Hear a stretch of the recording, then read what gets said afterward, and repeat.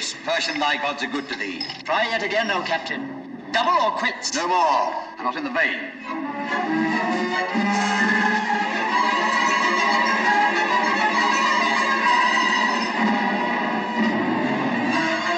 Captain, a stranger approaches. Stand! Who goes there? The bearer of evil tidings. Pass him in.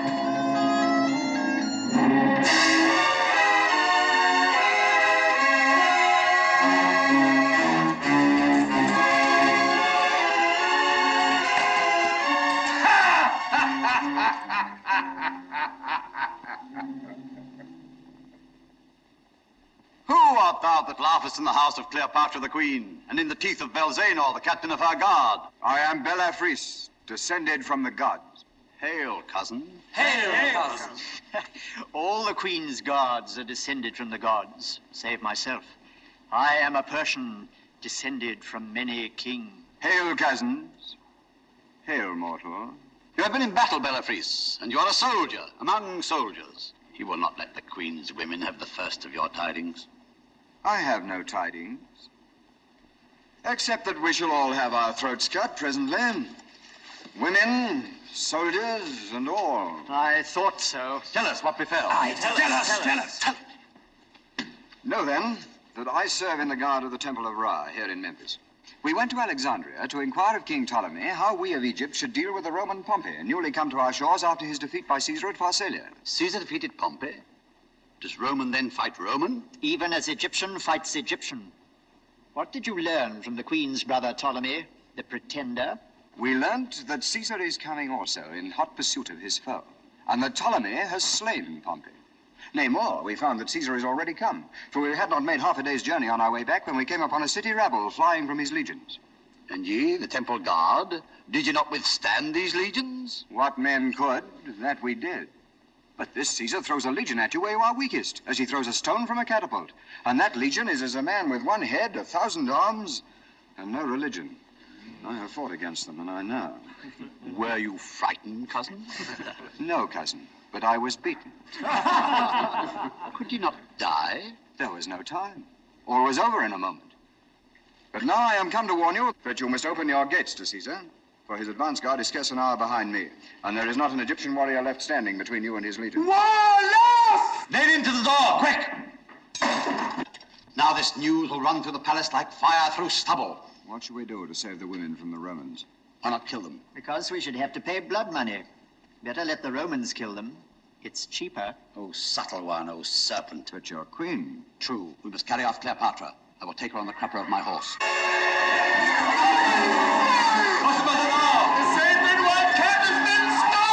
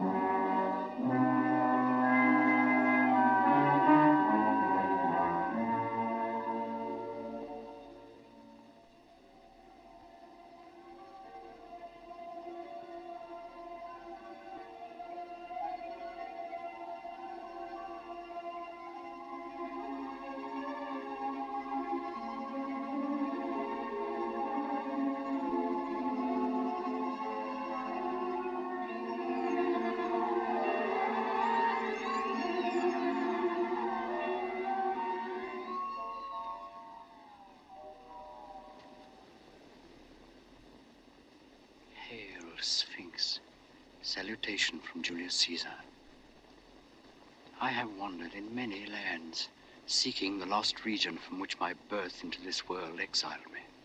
and the company of creatures such as I myself. I found flocks and pastures, men and cities, but no other Cæsar.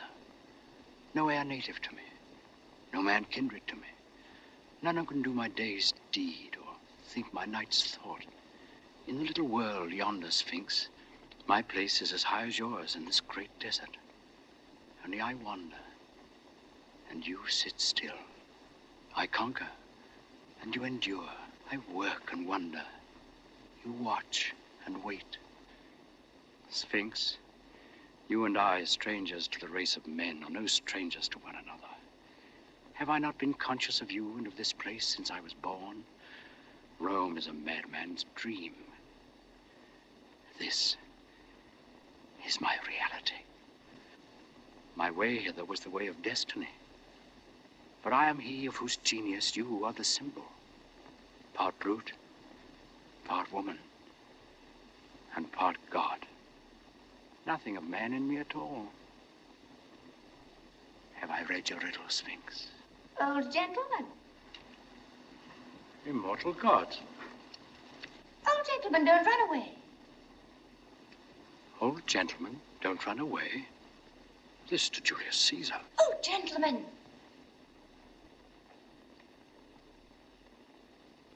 Sphinx, you presume on your centuries. I'm younger than you, for your voice is but a girl's voice as yet. Climb up here, quickly, or the Romans will come and eat you. A child at its breast. A divine child. Come up, quickly. You must get up at its side and creep round. Who are you? Cleopatra, Queen of Egypt. Queen of the Gypsies, you mean? You mustn't be disrespectful to me, or the Sphinx will let the Romans eat you. Come up. It's quite cozy here. What a dream. What a magnificent dream. Only let me not wake. Take care. Ah, that's right. Now, sit down. You may have the other paw. It is very powerful and will protect us. But it wouldn't take any notice of me or keep me company. I'm glad you've come. I was very lonely. Did you happen to see a white cat anywhere? Have you lost one? Yes, the sacred white cat. Isn't it dreadful? I brought him here to sacrifice him to the Sphinx. But when we got a little way from the city, a black cat called him, and he jumped out of my arms and ran away to it. Do you think that the black cat can have been my great-great-great-grandmother? Your great-great-great-grandmother? Well, why not? Nothing would surprise me on this night of nights. I think it must have been. My great-great-grandmother's great-grandmother was a black kitten of the sacred white cat. And my blood is made with Nile water. That is why my hair is so wavy. What are you doing here this time of night? Do you live here? Of course not. I am the queen. And I shall live in the palace of Alexandria when I've killed my brother who drove me out of it. When I'm old enough, I shall do just what I like. I shall be able to poison the slaves and see them wriggle, and pretend to Fatatatita, my nurse, that she's to be put into the fiery furnace. Meanwhile, why are you not at home and in bed? Because the Romans are coming to eat us all. You aren't at home in bed either. Oh, yes, I am. I live in a tent, and I'm now in that tent, fast asleep and dreaming. You suppose I believe you are real, you impossible little dream witch? You are a funny old gentleman. I like you. That spoils the dream. Why don't you dream that I'm young? I wish you were. Only I think I should be more afraid of you. I like men, especially young men with round, strong arms. But I'm afraid of them. You are old and rather wrinkly. But you have a nice voice, and I like to have someone to talk to. Though I think you are a little mad. It is the moon that makes you talk to yourself in that silly way. Oh, you heard that, did you? I was saying my prayers to the great Sphinx. But this isn't the great Sphinx. What? This is only a dear little kitten of the Sphinx. Why, the great Sphinx is so big it has a temple between its paws. This is my pet Sphinx. Tell me, do you think the Romans have any sorcerers who could take us away from the Sphinx by magic? Why, are you afraid of the Romans? Oh, they would eat us if they caught us. They are barbarians. Their chief is called Julius Caesar. His father was a tiger and his mother a burning mountain, and his nose is like an elephant's trunk. They all have long noses and ivory tusks and little tails and 7 arms with 100 arrows in each. And they live on human flesh. Would you like me to show you a real Roman? No. Oh, you're frightening me. No matter. This is only a dream. It is not a dream. It is not a dream. See! How dare you? You said you were dreaming. I only wanted to show you. Oh, come, don't cry. A queen mustn't cry. Cleopatra, can you see my face well? Yes. It is so white in the moonlight. Are you sure it is the moonlight that makes me look whiter than an Egyptian? You notice that I have a rather long nose. It is a Roman nose, Cleopatra. Bite him in two, Sphinx. Bite him in two. I meant to sacrifice the white cat. Indeed, I did. Indeed. Cleopatra, shall I show you a way to prevent Caesar from eating you? Do. I will steal the crown jewels and give them to you. I will make the river Nile water your lands twice a year. My child, your gods are afraid of the Romans. You see, the Sphinx dare not bite me, nor prevent me carrying you off to Julius Caesar. Won't you? You said you wouldn't. Caesar never eats women, but he eats girls and cats. Now, you're a silly little girl, and you're descended from the black kitten. You're both a girl and a cat. And will he eat me? Yes. Unless you make him believe that you're a woman. Oh. Then you must get a sorcerer to make a woman of me. Are you a sorcerer? Perhaps. But it'll take a long time, and this very night in the palace of your fathers, you must stand face to face with Caesar. No, I don't. Whatever dread may be in your soul, however terrible Caesar may be to you, you must confront him as a brave woman and a great queen. And you must feel no fear. If your hand shakes, if your voice quavers, then night and death. But if he thinks you worthy to rule, he will set you on the throne by his side and make you the real ruler of Egypt. No, he will find me out. He will find me out. He is easily deceived by women. Their eyes dazzle him. Then we will cheat him. If you do that, he will eat you at one mouthful. Oh, no, please. I will be good. I will do whatever you tell me. I will be your slave. Hark. What was that? Caesar's voice. Let us run away. Come, oh, come. You are safe with me until you stand on your throne to receive Caesar. Lead me to your palace in the desert. Oh, I will. Come. The gods are angry. Do not feel the earth shaking. It is the tread of Caesar's legions. This way, quickly. And let us look for the white cat as we go. It is he who has turned you into a Roman. Incorrigible. Oh, incorrigible. Come, oh, come.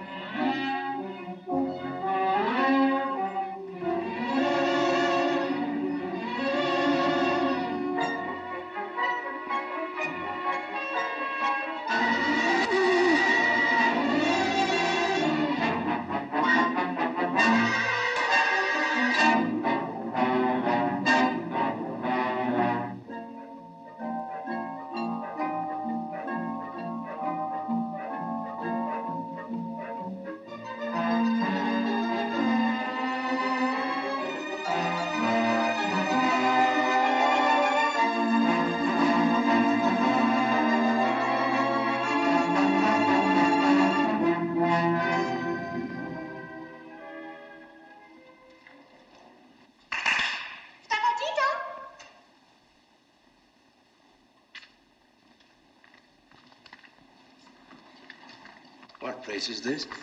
This is where I sit when I'm allowed to wear my crown and robes.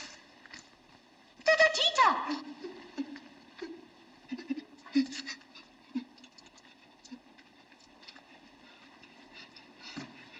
Order the slave to light the lamps. Do you think I may? Of course. You're the queen. Go on. Light all the lamps. Stop!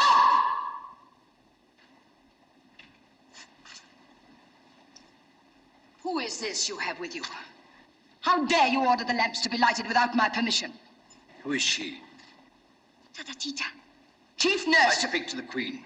Be silent. Is this how your servants know their place? Send her away. Do as the queen has bidden. You are the queen.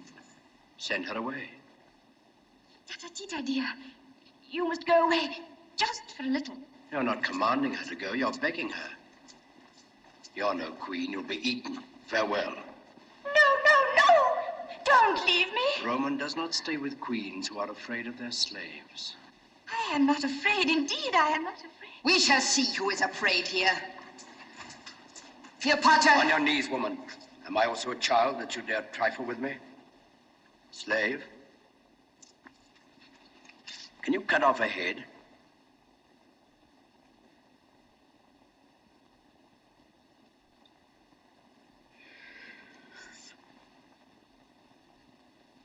Have you remembered yourself, mistress? Oh, Queen, forget not thy servant in the days of thy greatness. Go. Be gone. Go away. Give me something to beat her with. So, you scratch kitten, do you? It must be somebody. I will beat him.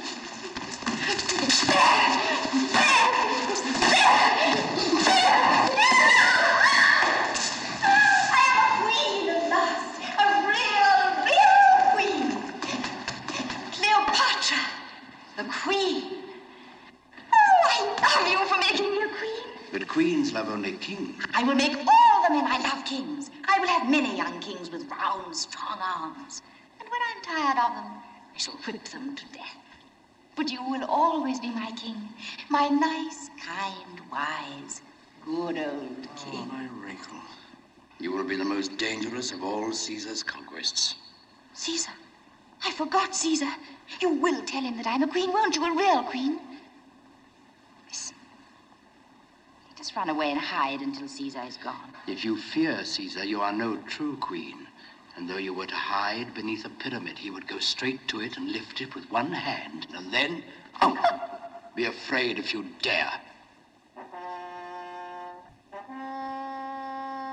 Caesar approaches the palace of Cleopatra. Oh. Come, take your place.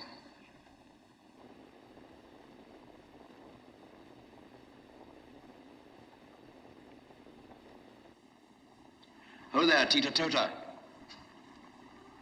How'd you call your slaves? Clap your hands.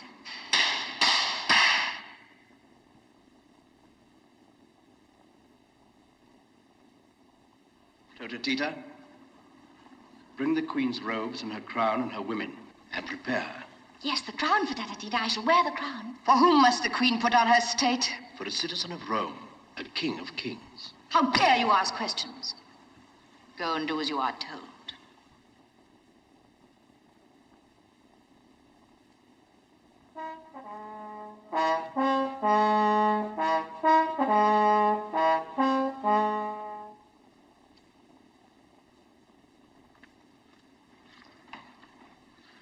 Of all the queen's women, these two alone are left.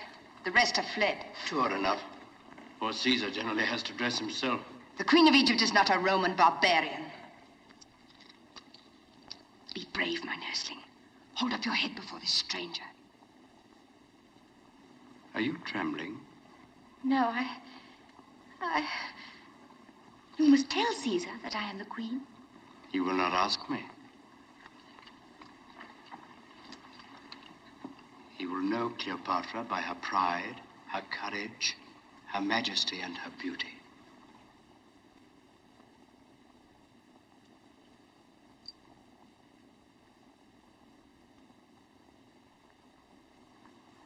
Is it sweet or bitter to be a queen, Cleopatra? Bitter. Cast out fear, and you will conquer Caesar. Ho, sentinel! Fly!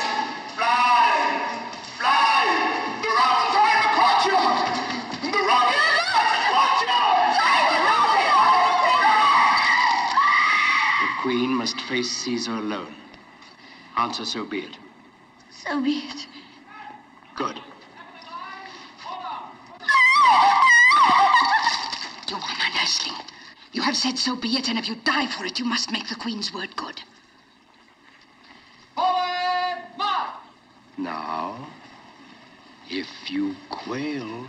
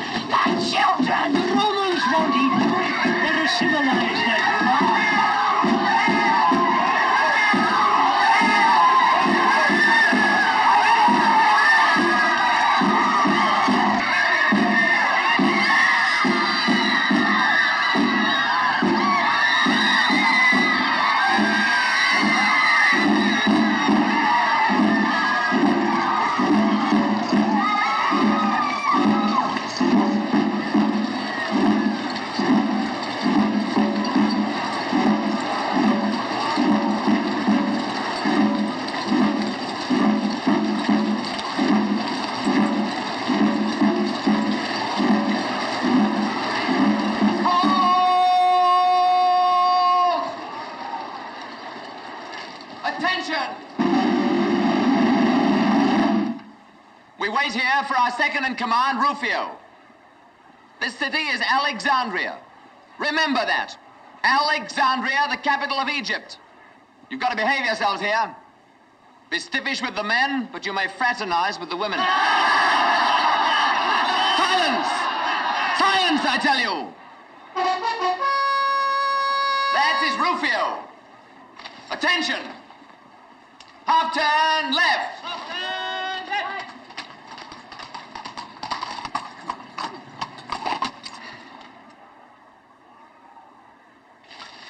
Centurion. Sir. See that building? That's the Royal Palace.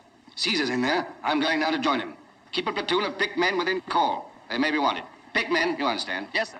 What are these Romans? Peasants brought up to scare crows, sons of smiths, millers, and tanners. And are we not nobles, consecrated to arms, descended from the gods? The gods are not always good to their poor relations. Oh, subtle one, oh serpent. 16, 18, 24. Let us wait and take sides with the winner. Ptolemy! Cleopatra!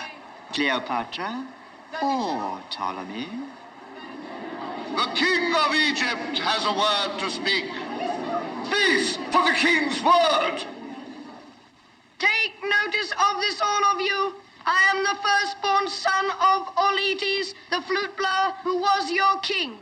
My sister Berenice drove him from his throne and reigned in his stead. But... The gods would not suffer. Yes, the gods would not suffer. The gods... Impiety. I forget what the gods would not suffer. The king wished to say the gods would not suffer the impiety of his sister to go unpunished. Yes, I remember the rest of it. Therefore the gods sent a stranger, one Mark Antony, a Roman captain of horsemen, across the sands of the desert, and he set my father again upon the throne. Now? And now that my father is dead, my sister Cleopatra would snatch the kingdom from me and reign in my place. But the gods would not suffer. Will not maintain. Oh, yes, will not maintain such iniquity, but with the help of the witch, Patata Tita, she has cast a spell on the Roman Julius Caesar to uphold her false pretense to rule Egypt. Take notice, then, that I will not suffer. That I will not suffer. What is it that I will not suffer now? The king will not suffer a foreigner to take from him the throne of our Egypt. Tell the king, Achilles, how many soldiers and horsemen follow Julius Caesar? But 2 Roman legions, O king, 3,000 soldiers, and scarce 1,000 horsemen.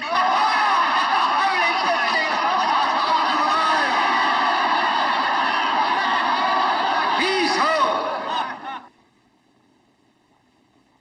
Caesar approaches.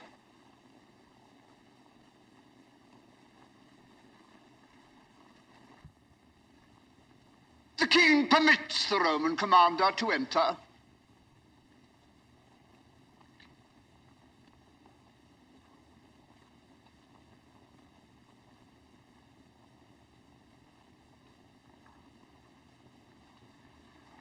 Which is the king, the man or the boy? I am Pothinus, the guardian of my lord, the king. So you're the king. Dull work at your age. Eh? Your servant, Pothinus. And this gentleman? Achilles, the king's general. Ah, a general. I am a general myself, but I began too old. Health and many victories, Achilles. As the gods will, Caesar. And you, sir, are... Theodotus, the king's tutor. So, you teach men how to be kings, Theodotus. That is very clever of you. And, this place? The council chamber of the chancellors of the king's treasury, Caesar. That reminds me. I want some money. The king's treasury is poor, Caesar. Yes, I notice there is but one chair in it. Bring a chair there, some of you, for Caesar. Caesar? Oh, no, my boy. That is your chair of state. Sit down. Sit down.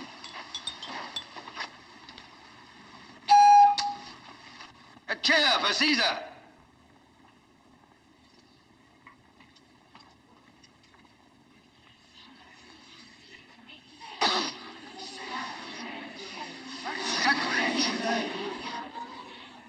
Sit on that, Caesar.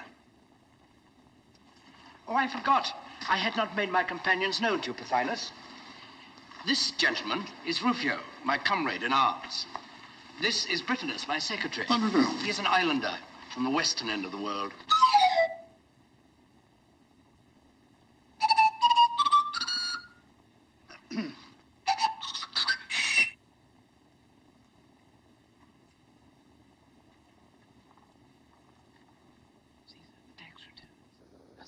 As you predicted. Now, Pothinus, to business. I want 16,000 talents. 16,000? Impossible. There is not so much money in the king's treasury. The royal taxes have not been collected for a whole year. Oh, yes, they have, Pothinus. My officers have been collecting them all morning. Is it possible that Caesar, the conqueror of the world, can find time to occupy himself with such a trifle as our taxes? My friend, taxes are the chief business of a conqueror of the world. You must pay, Pothinus, but in return for your bounty, I will settle this dispute about the throne for you, if you will. You say the matter has been at issue for a year. May I have 10 minutes at it? And you will do as you please, doubtless. Good.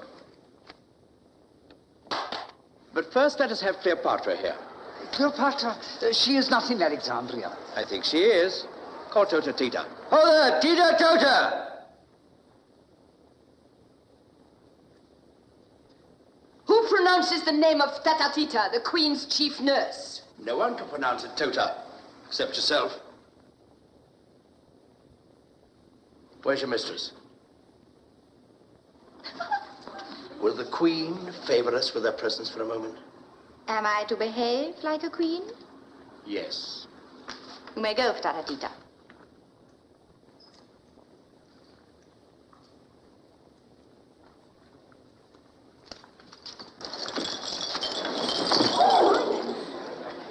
Caesar, this is how she treats me always.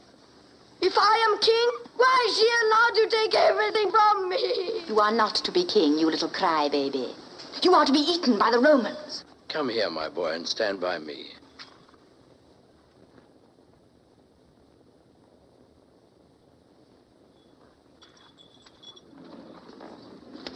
Take your throne, I don't want it. Go this instant and sit down in your place. Go, Ptolemy. Always take a throne when it's offered you. Now, Pothinus. Aren't you going to speak to me? Be quiet. Open your mouth again before I give you leave, and you shall be eaten. I am not afraid. A queen must not be afraid. Eat my husband there if you like. He's afraid. Your husband? What do you mean? That little thing. Husband. Caesar, you're a stranger here and do not know our laws. The kings and queens of Egypt may not marry except with their own royal blood. Ptolemy and Cleopatra are born king and consort, just as they're born brother and sister. Caesar, this is not proper. Not proper?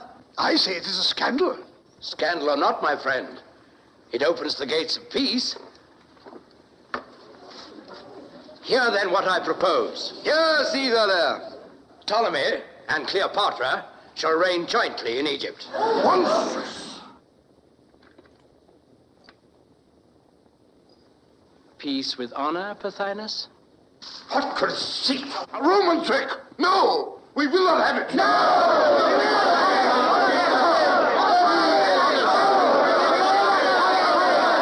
Caesar, be honest! The money you are demanding is the price of our freedom. Take it, and leave us to settle our own affairs. Yes, go back to your own country. Egypt belongs to us, not to you. Egypt for the Egyptians! For the Egyptians! Do you forget there's a Roman army of occupation here, left by Aulus Gabinius when he set up your toy king for you? And now, under my command, I am the Roman general here, Caesar. And also the Egyptian general, eh? That is so, Caesar. So you can make war on the Egyptians in the name of Rome, and on the Romans, on me, if necessary, in the name of Egypt. That is so, Caesar. And which side are you on at present, if I may presume to ask, General? On the side of the right, and of the gods. How many men have you? That will appear when I take the field. Are your men Romans? If not, it doesn't matter how many there are. We shall see. It is useless to try to bluff us, Rufio. Caesar has been defeated before, and he may be defeated again. What can you do with 4,000 men? And what can you do without money? Away with you. Go back to your den. Away with you. Out of our country.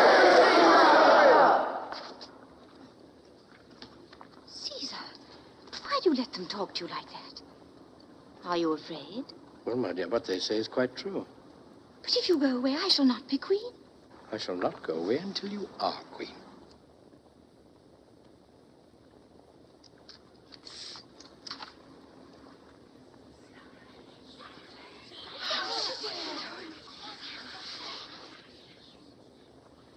Achilles, if you are not a fool, you will take that girl while she is under your hand.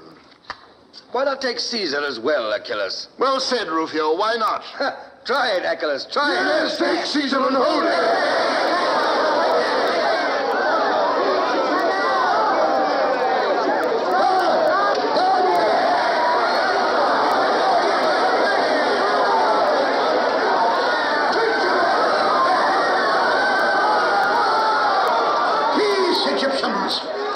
You are Caesar's prisoners. All of you. Oh, no, by no means. Caesar's guests, gentlemen. Caesar's guests. Won't you cut their heads off? What, cut off your brother's head? Why not? He'd cut off mine if he got the chance. Wouldn't you, Ptolemy? I would. I will, too, when I grow up. Caesar, if you attempt to detain us... You will succeed, Egyptian. Make up your mind to that. The road to Rome is open, and you shall travel it, if Caesar chooses. I could do no less, Pothinus, to secure the retreat of my own soldiers. I am accountable for every life among them. I am the king's guardian. I stand on my right here. Where is your right? It is in Rufio's scabbard, my friend. I may not be able to keep it there much longer. And this is Roman justice. Not Roman gratitude, I hope. Is Caesar's life of so little account to him that he forgets that we have saved it? My life, is that all? Your life, your laurels, your future. I can call a witness to prove that but for us, the Roman army of occupation led by Pompey, the greatest soldier in the world, would now have Caesar at its mercy. Ho there, Lucius Septimius! Come forth and testify before Caesar. No. No. Yes, I say. Let the military tribune bear witness. Lucius Septimius!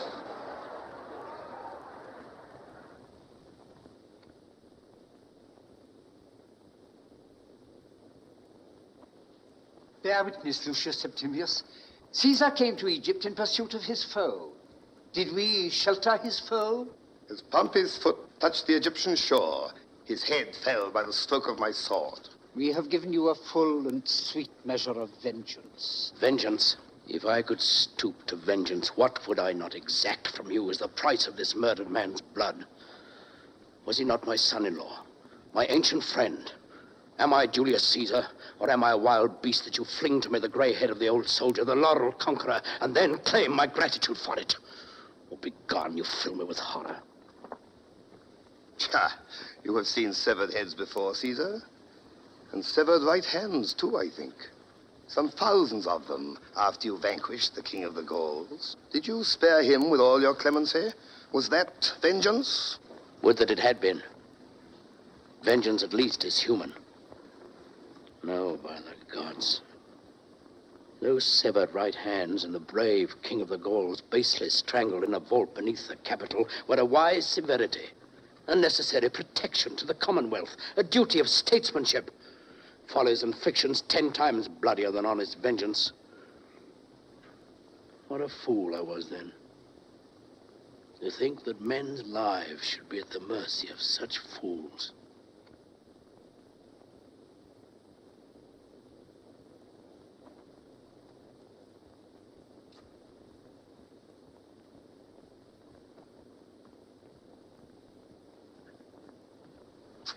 Lucius Septimius, pardon me.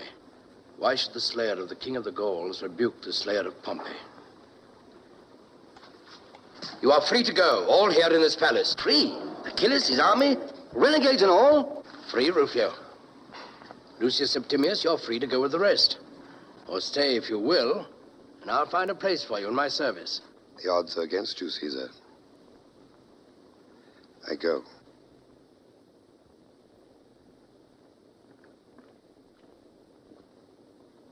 Farewell. Come, Vatinus, Achilles, whilst there is yet time.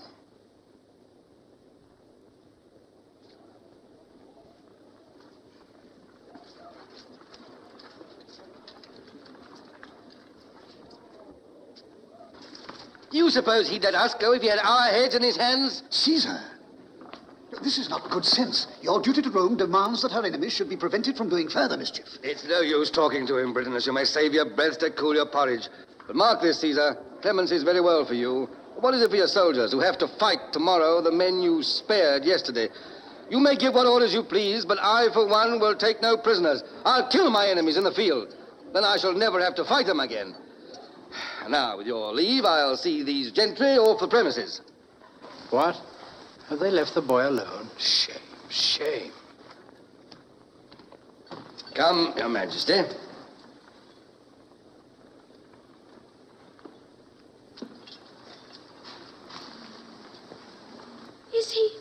Is he turning me out of my palace?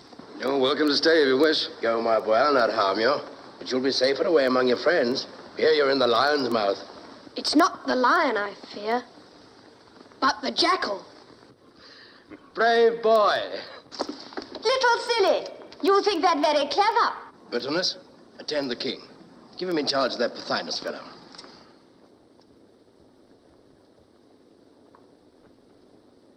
And this piece of goods. What's to be done with her? However, I suppose I may leave that to you. Did you mean me to go with the rest? You're free to do just as you please, Cleopatra. Then you don't care whether I stay or not. Of course, I'd rather you stayed. Much rather? Much rather. Then I consent to stay, because I am asked. But I do not want to, mind.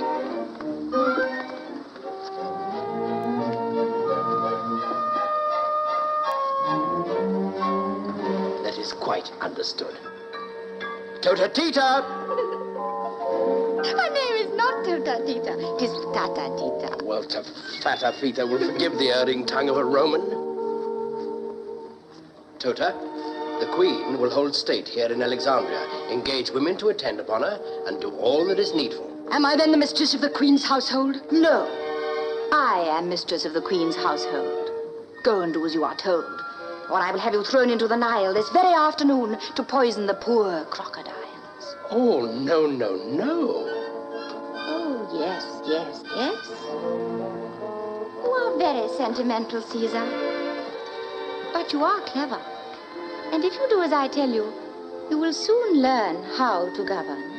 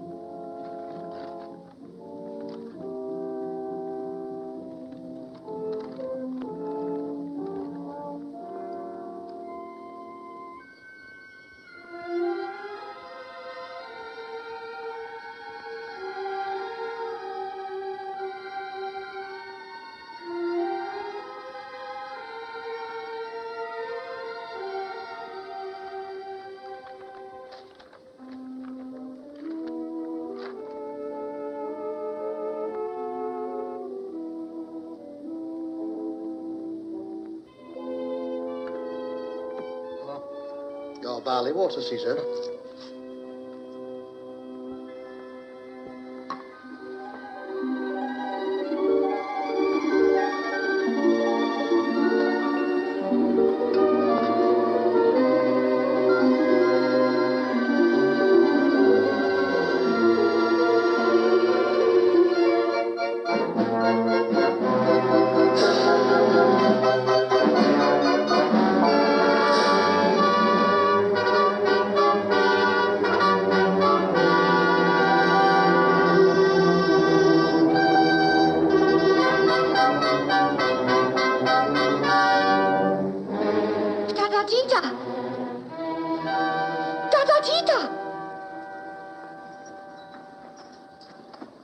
Get up, child. You must be bathed this morning. No. I had my month's bath the day before yesterday. In future, you must have a bath every day. No, I should die of it. You must. Your life is changed.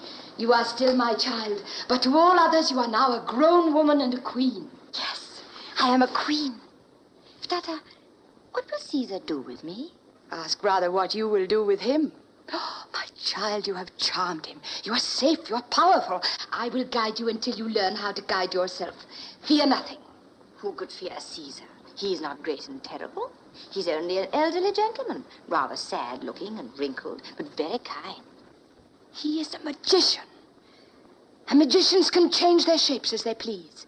Everything about him is magical. He would not sleep in the golden chamber, but made his soldiers bring a bare stretcher from the camp and put it in his study. Even then he did not sleep in it, but sat up working like a slave all night. Yet everyone obeys him as if he were a god. I think he is a god in disguise, for he has changed your nature, has he not? Oh, yes, he has. That is true. Tata, before he came, I was afraid of you more than anyone else on earth. And now, I'm not afraid of you at all. Tell me, what must I do to begin with now that I'm really a queen? You must begin by having a bath every day. Come, child, and get it over. You will soon get used to it and love it. Never. It is too dreadful. Oh, well, if I must be washed again so soon for Tata, it must be a scented bath. Have you scented it? No, Caesar hates perfumes. And if you redden your lips, he will not kiss you. Come on.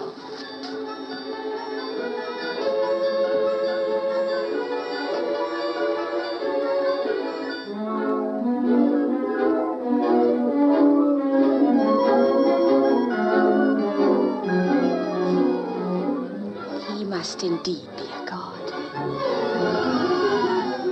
For only a god could be so unlike a man.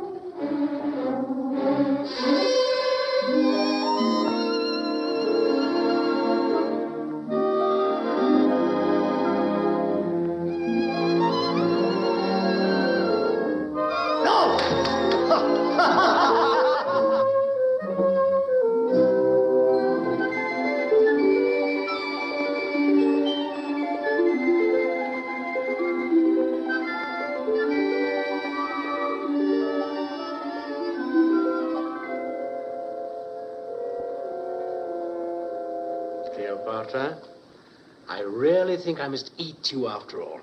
You mustn't talk to me now as if I were a child. You have been growing up since the Sphinx introduced us that night. I think you know more than I do already. No, that would be very silly of me. Of course I know that, but are you angry with me? No. Then why are you so thoughtful? I have work to do. Work? What nonsense! You must remember you are a king now. I've made you one. Kings don't work. And who told you that, little kitten, eh? My father was king of Egypt, and he never worked. Well, he lost his throne. And how did he get it back again? I will tell you. A beautiful young man with strong, round arms came over the desert with many horsemen and gave my father back his throne. I was only 12 then. Oh, I wish he would come again now that I am a queen. I would make him my husband. It might be managed, perhaps. For it was I who sent that beautiful young man to help your father. You know him? Has he come with you?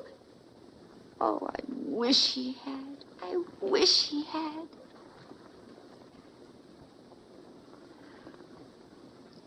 He is many, many years younger than you, is he not? He is somewhat younger. Would he be my husband, do you think, if I asked him? Very likely. But I shouldn't like to ask him. Could you not persuade him to ask me without knowing that I wanted him to? My poor child. Why do you say that as if you were sorry for me? Does he love anyone else? I'm afraid so. Then I shall not be his first love. Not quite the first. He is greatly admired by women. Oh, I wish I could be the first. But if he loves me, I will make him kill all the rest. Tell me, is he still beautiful? Do his round, strong arms shine in the sun like marble? He is in excellent condition, considering how much he eats and drinks. Oh! You mustn't say common earthly things about him. I love him. He is a god. What is his name? His name is Mark Antony. Mark Antony. Mark Antony. Mark Antony. What a beautiful name. Oh, I love you for sending him to help my father. You must run away for a little and send my secretary to... No. I want to stay and hear you talk about Mark Antony. But if I don't get to work, Pothinus and the rest of them will cut us off from the harbor, and then the road to Rome will be blocked. No matter. I don't want you to go back to Rome. But you want Mark Antony to come from it? Oh, yes, I forgot. Go quickly, César, and keep the way over the sea open for my Mark Antony.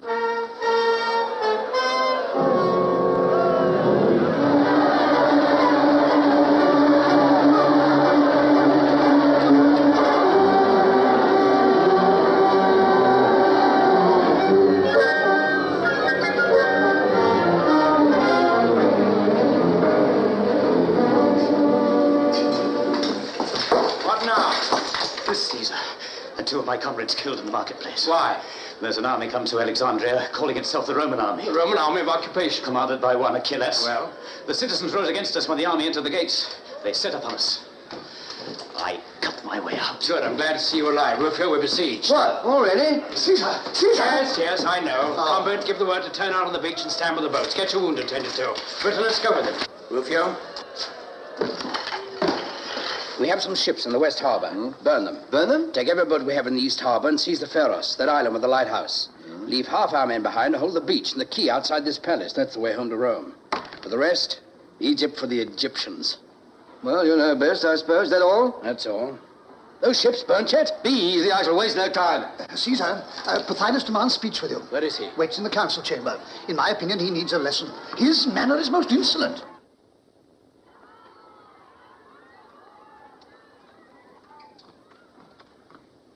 Well, Pothinus? I have brought you our ultimatum, Caesar. Ultimatum? The door was open. You should have gone out through it before you declared war. You're my prisoner now. I, your prisoner. Do you know that King Ptolemy, with an army outnumbering your little troop by 100 to 1, is in possession of Alexandria? Well, get out of here if you can. And tell your friends not to kill any more Romans in the marketplace. Otherwise, my soldiers, who do not share my celebrated clemency, will probably kill you. Pass the word to the guard. Pothinus is now prisoner. Britanus, fetch my armor.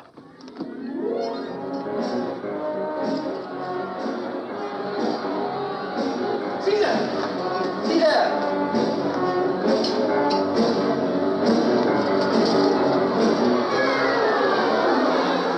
What? The ship's ablaze already? Impossible. It's not my doing. The Egyptians have saved me the trouble. They've captured the West Harbor. In the East Harbor, the lighthouse, Rufio. Can I embark a legion in 5 minutes? The first cohort's already on the quay. If you want faster work, well, come and do it yourself. Patience, Rufio, patience. Patience? Who's impatient here, you or I? Forgive me, Rufio, and hurry them as much as you can. Help! Help! Help! Help! Woe, alas! Woe, alas! Help! Woe! Woe! Woe! Woe! Help! Help! Help! Who is slain? Slain, worse than the death of 10,000 men. Loss irreparable to mankind. What's happened, man? The fire has spread from your ships. The library of Alexandria is in flames. Is that all, Rufio? Is Britanus asleep? I sent him for my armor an hour ago. Britanus! Britannicus! Britanus! Caesar, will you go down to posterity as a barbarous soldier, too ignorant to know the value of books? Theodotus, I'm an author myself. Good.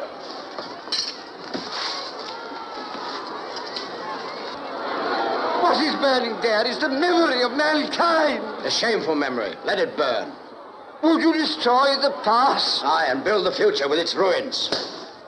Hearken to me, Theodotus, teacher of kings. I cannot spare you a man nor a bucket of water just now, but you shall pass freely out of the palace. Away with you to Achilles. Borrow his legions to put out the fire. Caesar, posterity will bless you. Will you stay to talk whilst the memory of mankind is burning? Sentry, pass Theodotus out. Away with you! Away with you! I must save the library. What's this? You let him go? More clemency. I have let him go to save the library. We must respect literature, Rufio. Folly on folly's head. Besides, every Egyptian we imprison means imprisoning 2 good Roman soldiers to guard him, eh? I might have known there was some fox's trick behind your fine talking. All ready there! All ready! We wait for Caesar! Tell him Caesar's coming, the rogues! Oh, Caesar's guard there! Push off! All except the longboat. Stand by it to embark.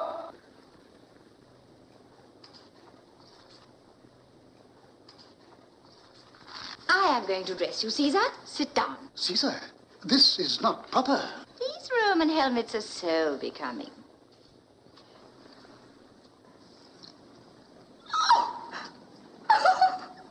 What are you laughing at? You're bald! Cleopatra. So that's why you wear the wreath. To hide it. Peace, Egyptian. They are the bays of the conqueror. Peace thou, islander. Oh. You should rub your head with strong spirits of sugar, Caesar. That will make it glow. Cleopatra, do you like to be reminded that you're very young? No. Rather do I like to be reminded that I'm middle-aged. Now.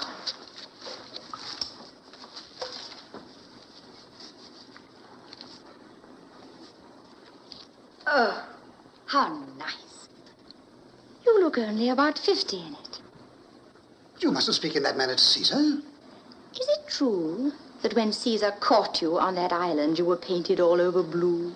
Blue is the color worn by all Britons of good standing.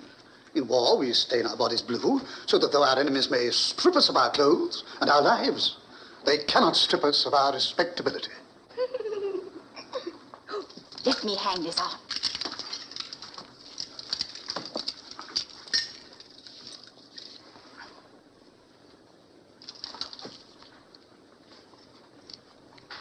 Now, you look splendid. Now, Caesar. Have you done talking? The longboat awaits you. The others race to the lighthouse. Is this well set today, Britannicus? At Pharsalia, it was as blunt as a barrel hoop. It'll split one of the Egyptians' hairs today, Caesar. I've said it myself. Oh, you're not really going into battle to be killed. No, Cleopatra. No man goes into battle to be killed. Oh, but they do get killed. My sister's husband was killed in battle. You mustn't go. Let him go. Please don't go. What will happen to me if you never come back?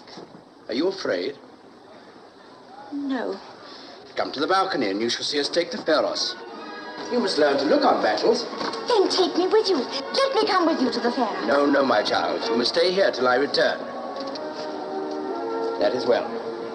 Now, Rufio, march. Oh! You won't be able to go. Why, what now? They're drying up the harbor with buckets. A multitude of soldiers over there. They're dipping up the water. This is your accursed clemency, Caesar. Theodotus has brought them. I meant him to, Rufio. They've come to put out the fire. The library will keep them busy whilst we seize the lighthouse, eh? More foxing.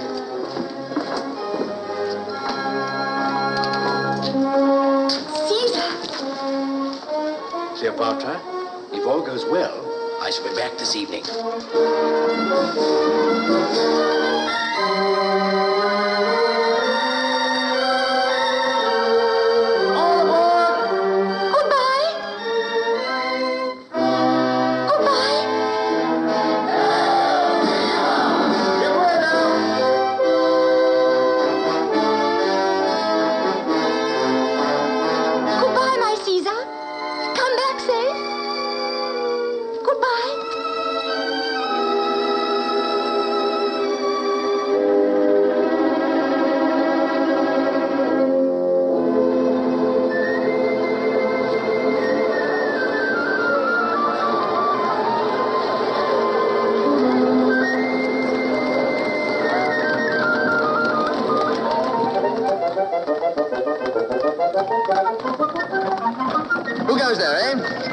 Stand! Who are you? Centurion, I am Apollodorus, the Sicilian. My calling is to choose beautiful things for beautiful queens. Carpets for the queen's apartments in the palace. The queen? Yes, yes. Pass him in. Pass all these bizarre people into the queen with their goods. But mind you pass no one out that you have not passed in. Not even the queen herself. I have brought my caravan past 3 sentinels, all so busy staring at the lighthouse that not one of them challenged me. Is this your Roman discipline? We're not here to watch the land, but the sea. Who's this piece of Egyptian crockery? Apollodorus, rebuke this Roman dog, and bid him bridle his tongue in the presence of the mistress of the queen's household. This is a great lady who stands high with Caesar. Tatatita! What are you dreaming of? Tatatita! No, you must not come. There are men here. Oh, that ever I was born. Tatatita, I've thought of something. I want a boat at once. A boat? No, you cannot. Apollodorus, speak to the queen. Beautiful queen, I am Apollodorus, the Sicilian, your servant from the bazaar. I have no time for carpets today. Get me a boat. You cannot go on the water except in the royal barge. Royalty of Tatatita lies not in the barge, but in the queen. A touch of your majesty's foot on the meanest boat in the harbor will make it royal. Apollodorus, you are my perfect knight, and I will always buy my carpets through you. Can you row? My oar shall be your majesty's wings. Ho there, boatman! Hey! Whither shall I row, my queen? To the lighthouse. Come! Stand! You cannot pass. How dare you? Do you know that I am the queen? I have my orders. You cannot pass. Tatatita, strangle him. Keep off there. Pass on to the palace and take the queen in with you. And how if I do neither? Then I'll drive this pylon through it. At your service, my friend. Help him! I shall not need help, my lady. What should it be? Sword against pylon or sword against sword? Roman against Sicilian, Cassio. Take that!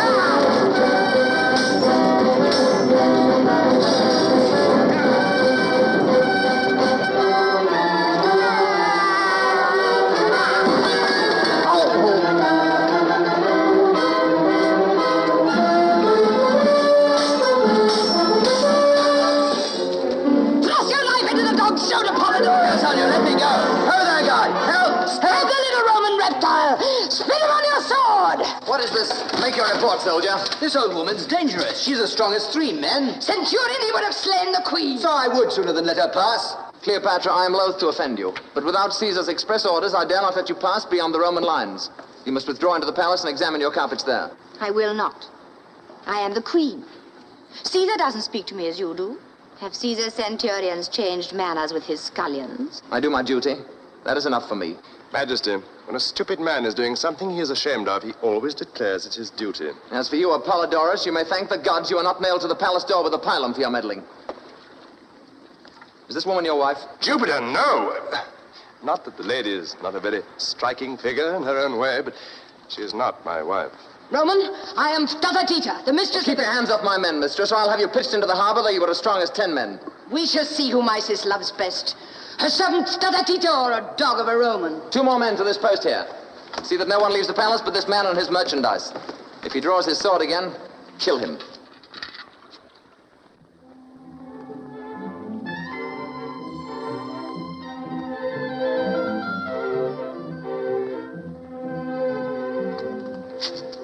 Get about your business.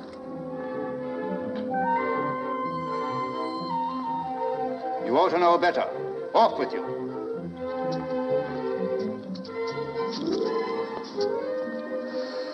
Do not tantalize a poor man. Well, the queens, the centurion is still at hand. The Roman soldiers are incorruptible when their officers are looking.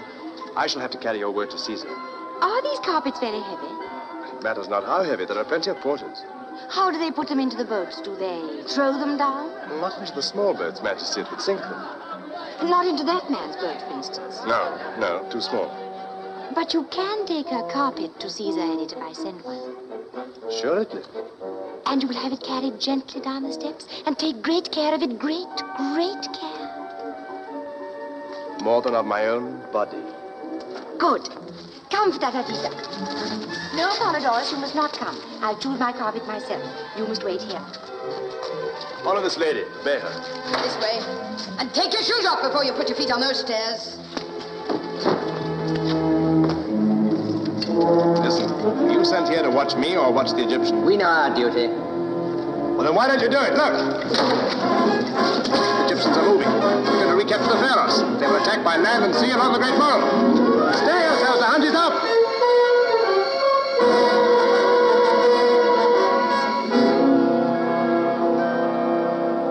Centurion, reinforce the platoons on the mole. Yes, sir.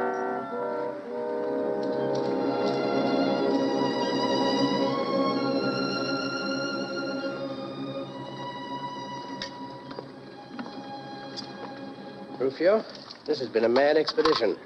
We shall be beaten. The Egyptians cannot be such fools as not to storm the barricade and swoop down on us here before it is finished. It's the first time I've ever run an avoidable risk. I shouldn't have come to Egypt. An hour ago, you were all for victory. Yes, I was a fool. Rash, Rufio. Boyish. Boys, got a bit of it. Yeah. What are these for? Eat. That's what's the matter with you. When a man comes to your age, he runs down before the midday meal. Want to eat and drink. And take another look at our chances. My age? Yes, I'm an old man. Worn out now. Quite true, Rufio. Now, Achilles is still in his prime.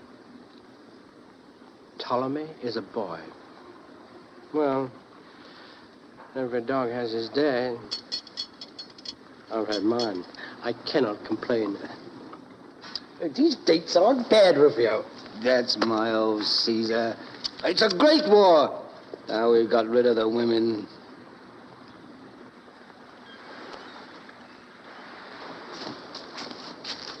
You again? Keep your distance. Come within a yard of me, you old crocodile, and I'll give you this in your jaw. Peace, Roman fellow. You are now single-handed.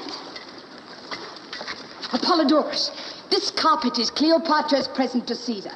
It has rolled up in it 10 precious goblets of the thinnest Iberian crystal and 100 eggs of the sacred blue pigeon. On your honor, let not one of them be broken. On my head be it. Lay it carefully into the boat. Those eggs of which the lady speaks must weigh more than a pound apiece. This boat is much too small for such a load. Yes, yes, Lord! Ah, thou injurious porter. Oh, thou unnatural son of a she-camel. My boat can carry 5 men. Shall it not carry your lordship and a bale of pigeons' eggs? Oh, thou mangy dromedary. The gods shall punish thee for this envious wickedness. Oh, I cannot quit this vale now to beat thee. But another day I will lie in wait for thee. Peace there, all of you.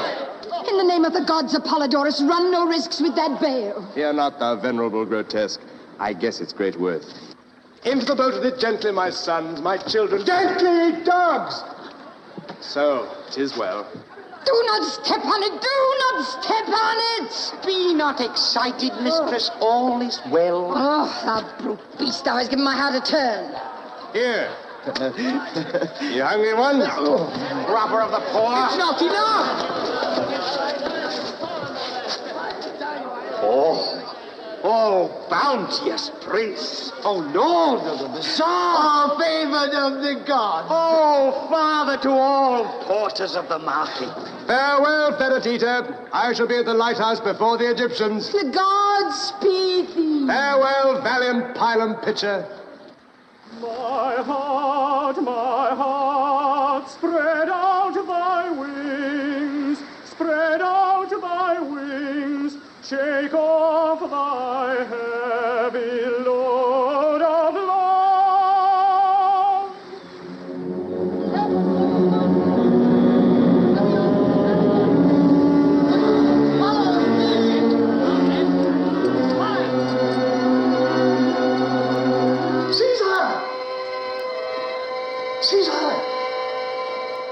Caesar!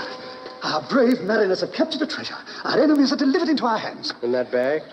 Wait till you hear, Cesar. This bag contains all the letters that have passed between our enemies. Well? Well, we shall now know who your foes are. The name of every man who's plotted against you since you crossed the Rubicon may be in these papers, for all we know. Put them in the fire. Put them? In the fire. Did you have me waste years of my life condemning men who'll be my friends when I proved that my friendship is worth more than that of my enemies? But your honor, the honor of Rome. I do not make human sacrifices to my honor as your druids do. Since you won't burn them, at least I can drown them. Caesar, this is mere eccentricity. Are all traitors to be allowed to go free for the sake of a paradox? Caesar, when the islanders finish preaching, call me again. Oh, Caesar, my great master. If only I could persuade you to regard life seriously as men do in my country. Do they truly do so, Britannicus? Well, have you not been there? Have you not seen them? What Briton speaks as you do in your moments of levity? What Briton neglects to attend the services at the sacred grove? What Briton wears clothes of many colors as you do, instead of plain blue, as all solid, well-esteemed men should? These are moral questions with us. Well, well, my friend, someday I shall settle down and wear a blue toga, perhaps. Meanwhile, I must get on as best I can in my flippant Roman way. What now? Hail! Oh, what is this? Who are you? How did you come here? Calm yourself, my friend. I'm not going to eat you. Hail, great Caesar! I am Apollodorus, a Sicilian, an artist. An artist? A vagabond? Peace, Mayor. Apollodorus is a famous patrician amateur. And I crave the gentleman's pardon. I understood him to say he was a professional. Welcome, Apollodorus. What is your business? First, to deliver to you a present from the Queen of Queens. Who is that? Cleopatra of Egypt. Apollodorus, this is no time for playing with presents. Pray you go back to the Queen and tell her that if all goes well, we shall return to the palace this evening. Caesar, I cannot return. As I approached the lighthouse, some fool threw a great leathern bag into the sea. It broke the nose of my boat. I had hardly time to get to the shore before my poor little cockleshell sank. I am sorry, Apollodorus. The fool shall be rebuked. Well, well, what have you brought me? The Queen will be hurt if I don't look at it. Caesar, have we time to waste on this trumpery? The Queen's only a child. Just so. That's why we mustn't disappoint her. Caesar, it's a Persian carpet, a beauty. And in it are, so I'm told, pigeon's eggs and crystal goblets and fragile precious things. I dare not from my head have it carried up that narrow ladder from the causeway. Swing it up by the crane, then. The crane? Oh, Caesar, I have sworn to tender this bale of carpet as I tender my own life. Then let them swing you up at the same time. If the chain breaks, you and the pigeon's eggs will perish together. Is Caesar serious? His manner is frivolous. It's because he's an Italian, but he means what he says. Serious or not, he spake well. Give me a squad of soldiers to work the crane. No, it's worked by an elderly Tyrian and his son. Well-conducted youth of 14. What? An old man and a boy work that? 20 men, you mean? No, 2 only, I assure you. They have counterweights and a machine with boiling water, which I don't understand. So it isn't a British design. Leave the crane to me. Go and await the descent of the chain. Good. You will see me presently there, rising like the sun with my treasure. Are you really going to wait here for this foolery, Caesar? Why not? The Egyptians will let you know why not if they've got enough sense to make a rush before our barricade's finished. And here we are, waiting like children to see a carpet full of pigeons' eggs. Fear not, my son Rufio. When the first Egyptian takes his first step along the mole, the alarm will sound. And we too will reach the barricade before the Egyptians. We too, Rufio. I, an old man, and you, his biggest boy. And the old man will get there first. I wish I had some more of those dates.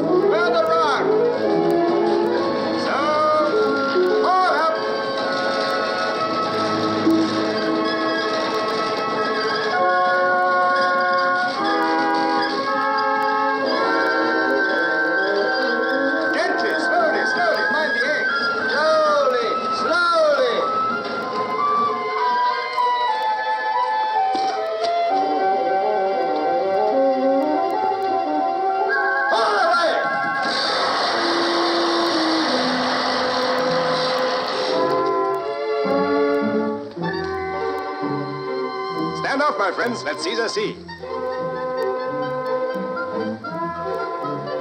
Nothing but a heap of shawls. Where are the pigeons' eggs? Approach Caesar and search for them in the shawls.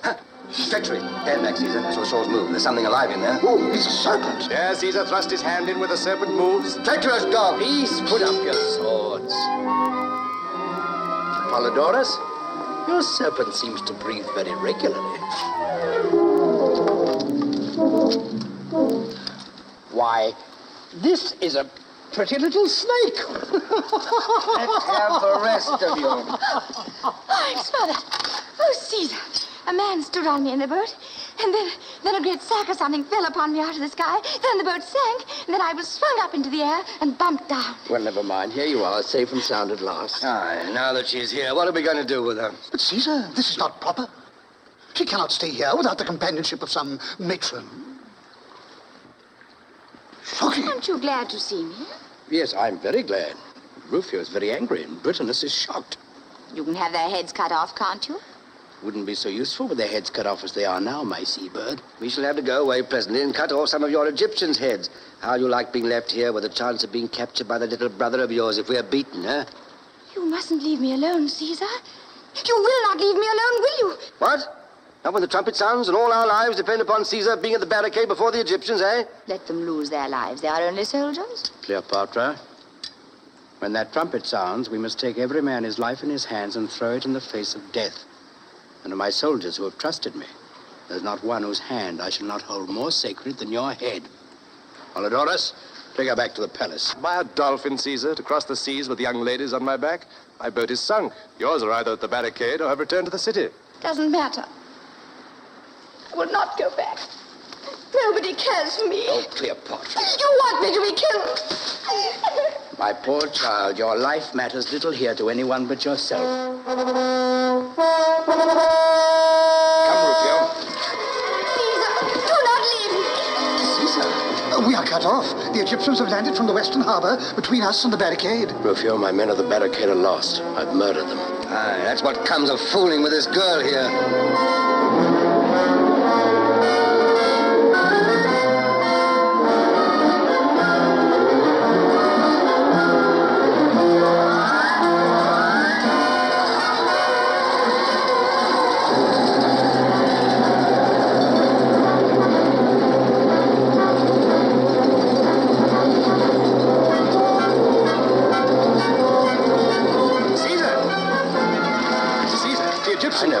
Ourselves here. But I thrown the ladder into the sea. They can't get in without it. And we can't get out. Have you thought of that? Not get out? Why not? You have ships in the East Harbor. Our galleys are standing in towards us already. And pray by what road are we to walk to the galleys? A road that leads everywhere. The diamond path of the sun and the moon. How far's the nearest galley? 50 fathom. No, nearly a quarter of a mile, Apollodorus. Defend yourselves here until I send a boat from that galley.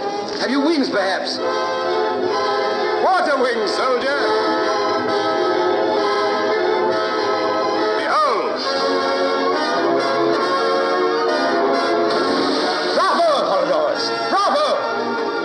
Jupiter, I will do that too, prisoners.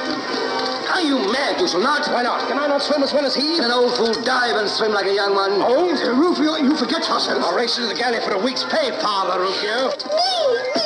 What is to become of me? I'll carry you on my back to the galley like a dolphin. Rufio, when you see me rise to the surface, throw her in. No, I shall be drowned. And then in with you after her, both of you. Caesar, I am a man and a Briton, not a fish. I must have a boat. I can't swim. Neither can I. Stay here then, Britannicus, until I recapture the lighthouse. I'll not forget you. Now, Rufio, have you made up your mind to this folly? The Egyptians have made it up for me, and mind where you jump. I don't want you in the small of my back as I come up. One last word, Caesar.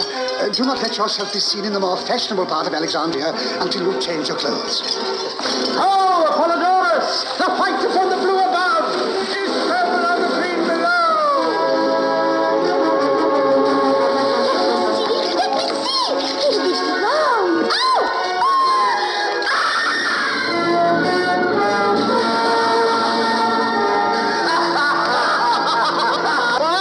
He's got her!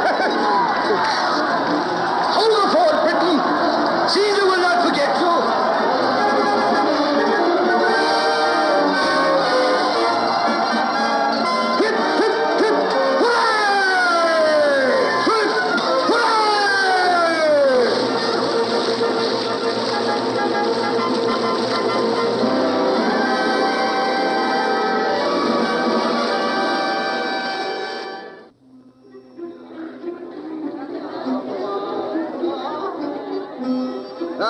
another royal banquet? In Caesar's honor?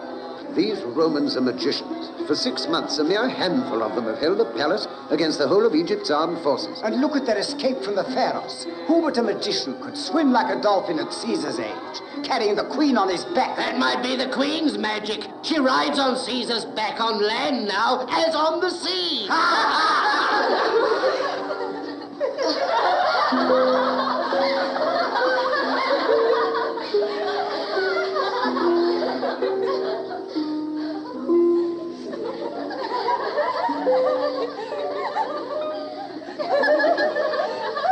You laugh. But take care. Take care. I will find out someday how to make myself served as Caesar is served. Old hook-nose. Silence. Do you know why I allow you all to chatter impertinently just as you please, instead of treating you as Fatata Tita would treat you if she were queen? Because you try to imitate Caesar in everything. And he lets everyone say what they please to him. No. But because I asked him one day why he did so. And he said, let your women talk and you will learn something from them. What have I to learn from them, I said. What they are, said he. And oh, you should have seen his eyes as he said it. You would have curled up, you shallow thing. At whom are you laughing? At me or at Caesar? At Caesar.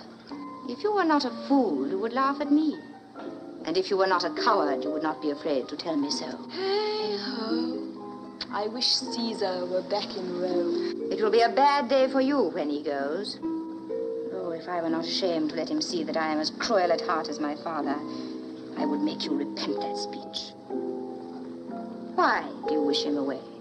He makes you so terribly prosy and serious and learned and philosophical. It's worse than being religious at our ages. Cease this endless cackling, will you? Hold your tongues. Well, well, we must try and live up to Caesar. Pothinus craves the ear of the queen. I suppose he has bribed you to admit him to me? Now, by my father's gods. Have I not told you not to deny things? You all sell audiences to the queen, as if I saw whom you please and not whom I please.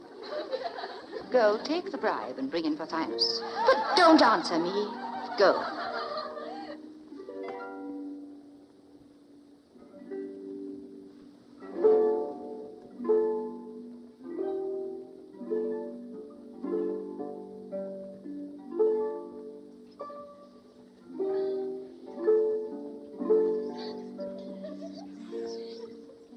I want to learn to play the harp with my own hands. Caesar loves music. Can you teach me? Assuredly. I and no one else can teach the queen. All other teachers are quacks. I have exposed them repeatedly. Good, you shall teach me. How long will it take? Not very long, only 4 years. Your Majesty must first become proficient in the philosophy of Pythagoras, and then... Has she become proficient in the philosophy of Pythagoras? Oh, she is but a slave. She learns as a dog learns. Well, then, I will learn as a dog learns, for she plays better than you. You shall give me a lesson every day for a fortnight. After that, whenever I strike a false note, you shall be flogged. If I strike so many that there is no time to flog you, you shall be thrown into the Nile to feed the crocodiles. Give the girl a gold piece and send them away. Yeah, but true art cannot be thus forced. What is this? Answering the queen, forsooth, out with you.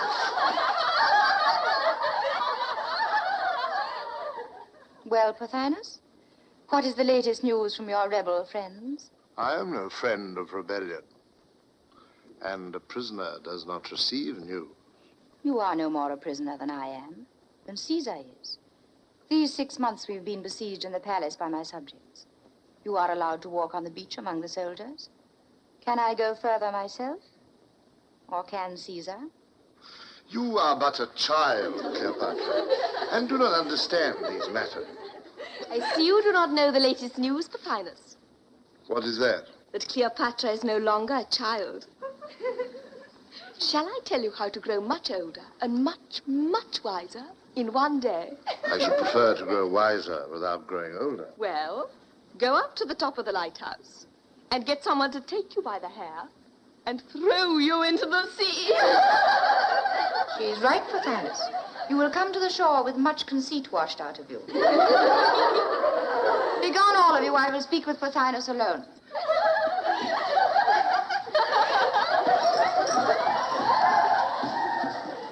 What are you waiting for?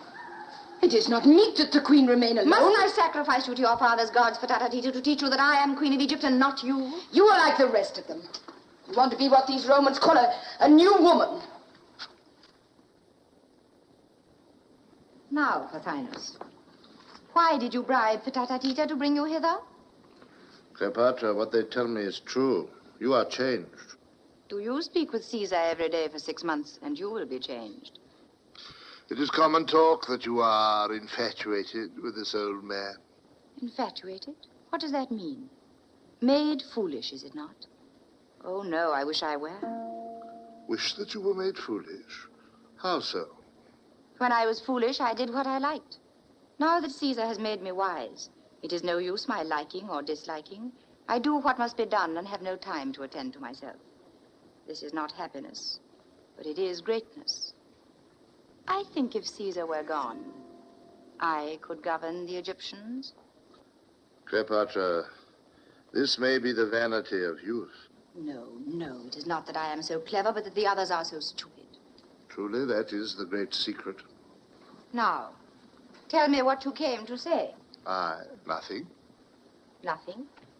At least to beg for my liberty, that is all. For that you would have knelt to Caesar. No, Pothinus. You came with some plan that depended on Cleopatra being a little nursery kitten. Now that Cleopatra is a queen, your plan is upset. Is Cleopatra then indeed a queen, and no longer Caesar's prisoner and slave? Pothinus, we are all Caesar's slaves. All we in this land of Egypt, whether we will or no. And she who is wise enough to know this will reign when Caesar departs. You harp on Caesar's departure. What if I do? Does he not love you? Love me? Pothinus, Caesar loves no one. He makes friends with everyone as he does with dogs and children. His kindness to me is a wonder. Neither mother, father, nor nurse have ever taken so much care of me, or thrown open their thoughts to me so freely. But how can you be sure that he does not love you as men love women? Because I cannot make him jealous. I have tried. Perhaps I should have asked then, do you love him? Can one love a god? Besides, I love another Roman. No god, but a man. One who can love and hate, and one whom I can hurt and would hurt me. Does Caesar know this? Yes. And he is not angry? He promises to send him to Egypt to please me. I do not understand this man. You understand Caesar. How could you? I do, by instinct. Your Majesty caused me to be admitted today. What message has the Queen for me? This. You think that by making my brother king, you will rule Egypt, because you are his guardian and he is a little silly. The Queen is pleased to say so. The Queen is pleased to say this also. Caesar will eat up you, and Achilles, and my brother, as a cat eats up mice. And he will put on this land of Egypt as a shepherd puts on his garment. And when he has done that, he will return to Rome and leave Cleopatra here as his viceroy. That he shall never do. We have 1,000 men to his 10, and we shall drive him and his beggarly legions into the sea. You rant like any common fellow. Cleopatra! Enough. Tatatita! Caesar has spoilt me for talking to weak things like you. I know to whom I must go now. Let me go forth from this hateful place. What angers you? The curse of all the gods of Egypt be upon her. She hath sold her country to the Roman, that she may buy it back from him with her kisses. Fool, did she not tell you that she would have Caesar gone? You listened? I took care that some honest woman should be at hand whilst you were with her. Mark this, mistress. You thought before Caesar came that Egypt should presently be ruled by you and your crew in the name of Cleopatra. I set myself against... Aye, that it might be ruled by you and your crew in the name of Ptolemy. Well, better me, or even you, than a woman with a Roman heart. And that is what Cleopatra has now become. Whilst I live, she shall never rule. So guide yourself accordingly.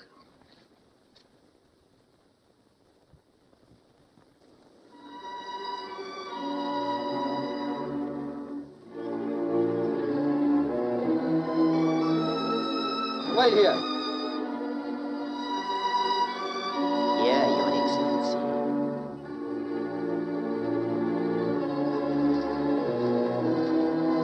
The Roman commander will await Caesar here.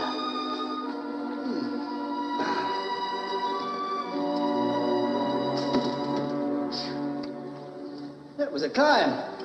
How high have we come? We are on the palace roof, O beloved of victory. Good.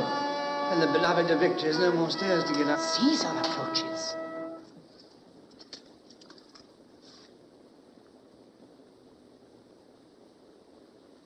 Why, Rufio, a new baldric, a new golden pommel to your sword. And you've had your hair cut. Oh, but not your beard. Impossible.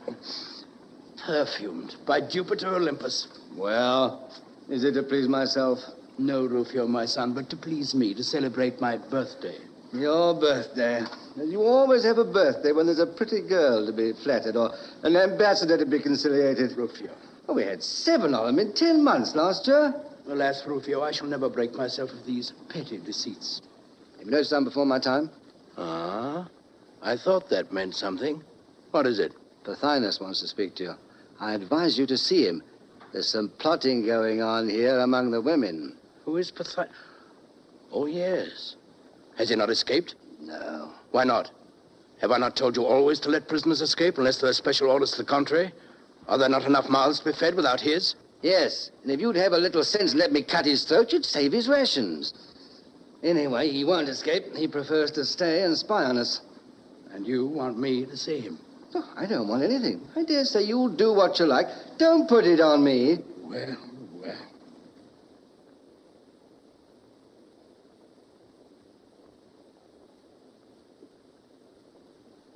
Let's have him in. Oh, there, guard. Release your man and send him up.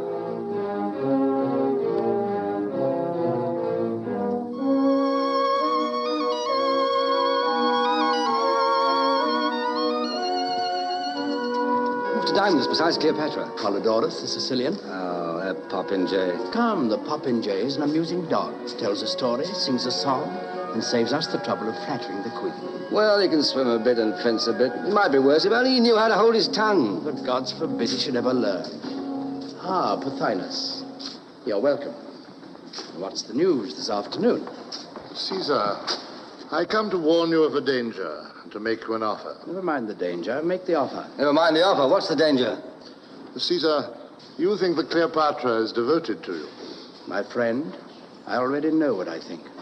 Come to your offer. I will deal plainly.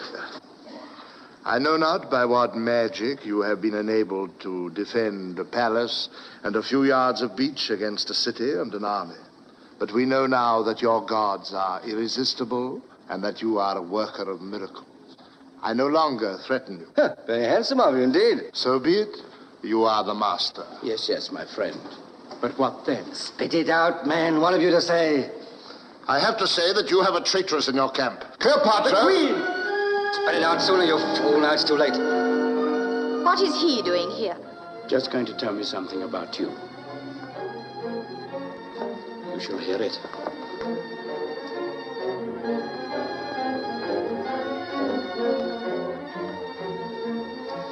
Proceed, Pothinus. Caesar... Out with it. What I have to say is for your ears, not for the queen's. There are means of making you speak. Take care. Caesar does not employ those means. My dear, when a man has anything to tell in this world, the difficulty is not to make him tell it, but to prevent him from telling it too often. Let me celebrate my birthday by setting you free. Farewell. We shall not meet again. Caesar, this mercy is foolish. Will you not give me a private audience?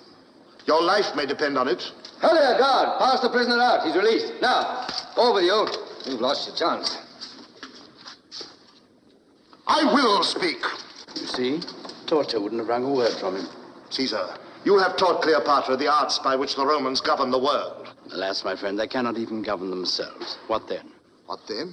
Are you so besotted with her beauty that you do not see that she is impatient to reign in Egypt alone, and that her heart is set on your departure? Liar! What? Protestations? Contradictions? No, I do not deign to contradict. Let him talk. From her own lips I have heard it. You are to be her cat's paw. You are to tear the crown from her brother's head and set it on her own, delivering us all into her hand, delivering yourself also. And then Caesar can return to Rome, or depart through the gate of death, which is nearer and surer. Well, and is not this very natural? Natural? Then you do not resent treachery? Resent? Well, thou foolish Egyptian, what have I to do with resentment? Do I resent the wind when it chills me? Or the night when it makes me stumble in the darkness? Tell me such a story as this is to tell me that the sun will rise tomorrow. But it is false, false, I swear it. It is true, though you swore it 1,000 times and believed all you swore.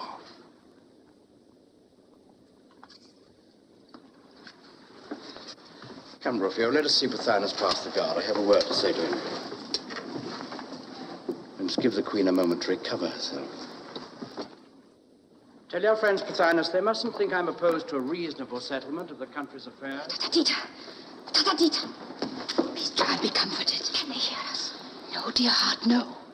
If he leaves the palace alive, never see my face again. He? Pothinus, have his life, strike his name from your lips. Dash him down from the wall. Break him on the stones. Kill him. The dog shall perish. Hail in this, and you go out from before me forever. So be it. You shall not see my face until his eyes are darkened. Come soon. As the light dies, he shall die.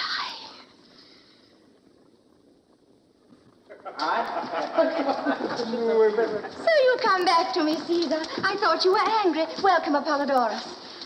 Cleopatra grows more womanly beautiful from week to week. Truth, Apollodorus? Far, far short of the truth. When Rufio threw a pearl into the sea, Caesar fished up a dance. Caesar fished up a touch of rheumatism. Come on, for dinner. Yes, dinner. I've ordered such a dinner for you, Caesar. What are we to have? Peacock's brains. Peacock's brains, Apollodorus. Not for me. I prefer Nightingale's tongue. Roast boar, Rufio. Ah, good. What has become of my leathern cushion? I've got new ones for you, Caesar.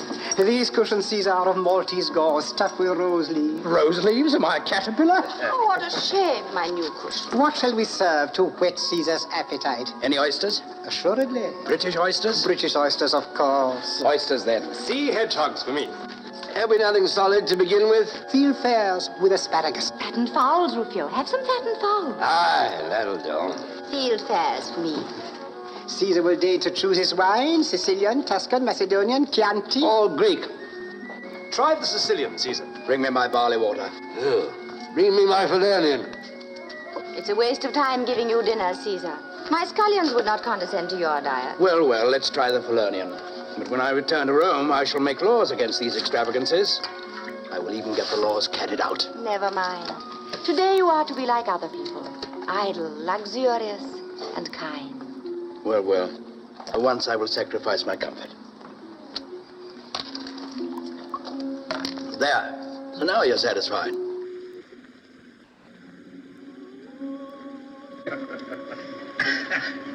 And you no longer believe I long for your departure for Rome. I no longer believe anything. My brains are asleep. Besides, who knows whether I shall return to Rome? Huh? What? 1 year of Rome is like another, except that I grow older. It's no better here in Egypt. The old men, when they're tired of life, say, we have seen everything except the source of the Nile. Why not see that? Cleopatra, will you come with me and track the flood to its cradle, in the heart of the regions of mystery? Shall I make you a new kingdom and build you a holy city there in the great unknown? Yes, you shall. Now you'll conquer Africa with 2 legions before I finish the roast boar. No scoffing. This is a noble scheme. Come, let's name the holy city and consecrate it with Sicilian wine. Cleopatra shall name it herself. It shall be called Caesar's gift to his beloved. No. Something vaster than that. Something universal, like the starry firmament. Why not simply the cradle of the Nile? No, the Nile is my ancestor, and he's a god. Oh, I thought of something. The Nile shall name it himself. Let us call upon him all together. Send for him. Away with all of you.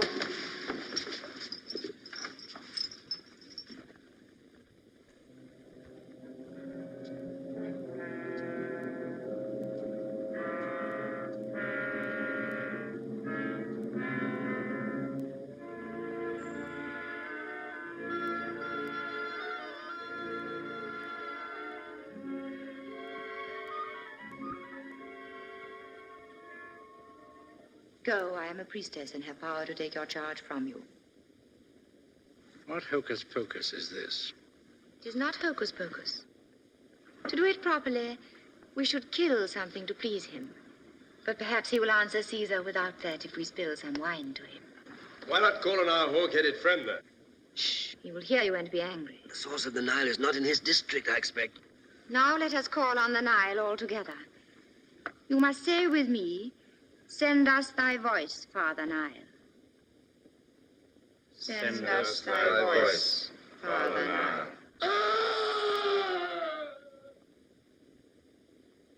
What was that? What was It is nothing. They are beating some slave. Nothing. A man with a knife in him, I'll swear. A murder? Silence. Did you hear that? Another cry? No, it's that. Something fell, I think. Something with bones in it, huh? Rufio. Will you leave me, Caesar? Apollodorus, are you going? Faith, dearest queen, my appetite is gone. Apollodorus, go down to the courtyard. Find out what has happened. Your soldiers have killed somebody, perhaps. What does it matter? This must be seen to.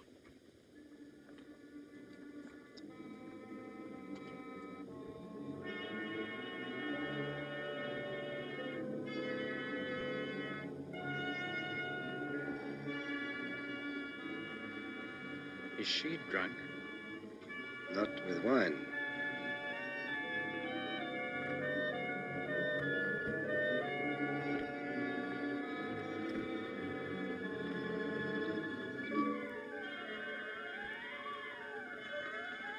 The queen looks again on the face of her servant.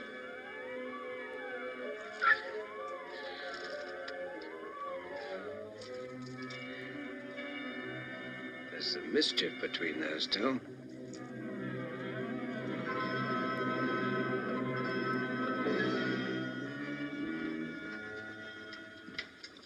Cleopatra, what has happened? Nothing, dearest Caesar, nothing. I am innocent. Dearest Caesar, are you angry with me? Why do you look at me so? I have been here with you all the time. How can I know what has happened? That is true. Of course it is true. You know it is true, Rufio. I shall know. Presently. Caesar, remember your bodyguard is within call. Why do you allow Rufio to speak to me so? You should teach him his place. Teach him to be my enemy and to hide his thoughts from me as you are now hiding yours. Why do you say that, Caesar? Indeed, I am not hiding anything. You are wrong to treat me like this. I'm only a child, and you turn into stone because you think someone has been killed. I can't bear it. But there, I know you hate tears. You shall not be troubled with them. Only, I am so silly. I cannot help being hurt when you speak coldly. Of course, you are quite right. It is dreadful to think of anyone being killed or even hurt. And I hope nothing really serious. What has frightened you into this? What have you done?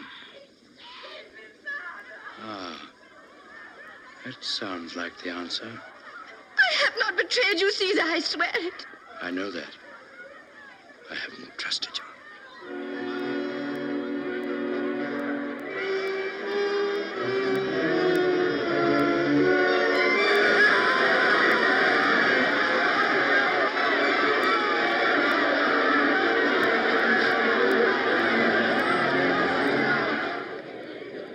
Town's gone mad, I think. They're tearing the palace down and driving us into the sea straight away. We laid hold of this renegades. We were clearing them out of the courtyard. Release him. What has offended the citizens, Lucius Septimius? What did you expect, Caesar? Pothinus was a favorite of theirs. What has happened to Pothinus? I set him free here but an hour ago. Did they not pass him out? Aye, through the gallery arch, 60 feet above ground, with 3 inches of steel in his ribs. He is as dead as Pompey. We are quits now as to killing. You and I. Assassinated. Our prisoner. Our guest. Rufio. Whoever did it was a wise man. And a friend of yours. But none of us had a hand in it. Now, it's no use frowning at me. He was slain by order of the Queen of Egypt. I am not Julius Caesar, the dreamer, who allows every slave to insult him. Rufio said I did well. Now the others shall judge of me, too. This Pothinus, sought to make me conspire with him to betray Caesar. I refused, and he cursed me, and came privily to Caesar to accuse me of his own treachery. He insulted me, the queen, to my face. Caesar would not avenge me. He spoke him fair and set him free. Was I right to avenge myself? Speak, Lucius. I do not gainsay it, but you'll get little thanks for it from Caesar. Apollodorus, speak. Was I wrong? I have but one word of blame, most beautiful. You should have called on me, your knight, and in fair duel, I should have slain the slanderer. I will be judged by your very slave, Caesar. Britanus, speak. Was I wrong? Were treachery, falsehood, and disloyalty left unpunished, society must become like an arena full of wild beasts tearing one another to pieces. Caesar is in the wrong. And so the verdict is against me, it seems.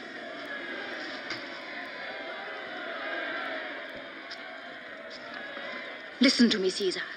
If one man in all Alexandria can be found to say I did wrong, I swear to have myself crucified on the door of the palace by my own slaves. If one man in all the world can be found, now or forever, to know that you did wrong, that man will have either to conquer the world as I have or be crucified by it.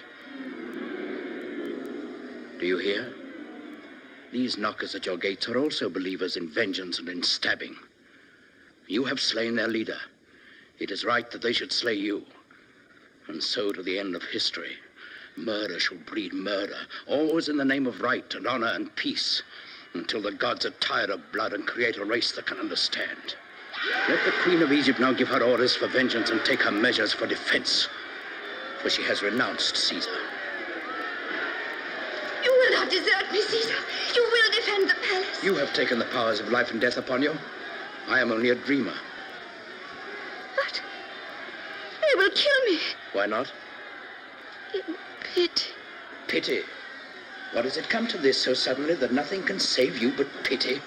Did it save Pothinus?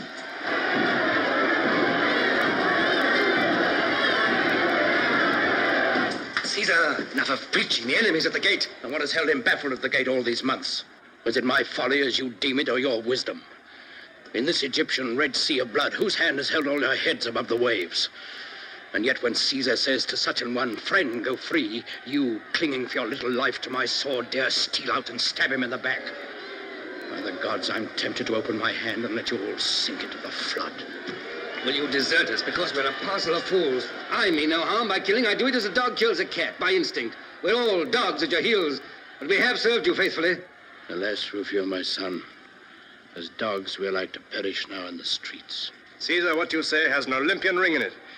But I'm still on the side of Cleopatra. If we must die, she shall not want the devotion of a man's heart or the strength of a man's arm. But I do not want to die. Oh, ignoble. Ignoble.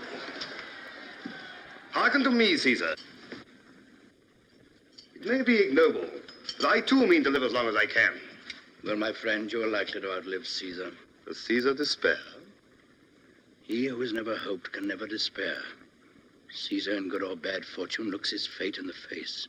Look it in the face now, and it will smile as it always has to Caesar. You presume to encourage me? I offer you my services. I will change sides, if you will have me. But at this point? At this point. Do you suppose Caesar is mad to trust you? I do not ask him to trust me until he is victorious. I ask for my life and a command in Caesar's army. And since Caesar is a fair dealer, I will pay in advance. Pay? How? With a piece of good news for you. What news? What news? What news did you say, my son Rufio? The relief has arrived. Mithridates of Pergamus is on the march. Is it not so, Lucius Septimius? He has taken Pelusium. Lucius, you are henceforth my officer. Rufio, the Egyptians must have sent every soldier from the city to prevent Mithridates crossing the Nile. There is nothing in the streets now but mob. It is so. Mithridates is marching by the great road to Memphis to cross above the Delta. Achilles will fight him there. Achilles shall fight Caesar there.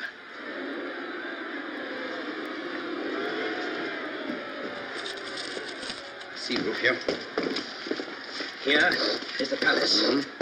Here is the theater. Now you take 20 men and pretend to go by this street. And whilst they're stoning you, out will come the cohorts by this and this. My streets are right, are they, Lucius? Aye, that's the Fig Market. Yes, I saw them the day we arrived. Britanus, tell Petronius that within an hour, half our forces must take ship for the Western Lake and see to my horse and armor.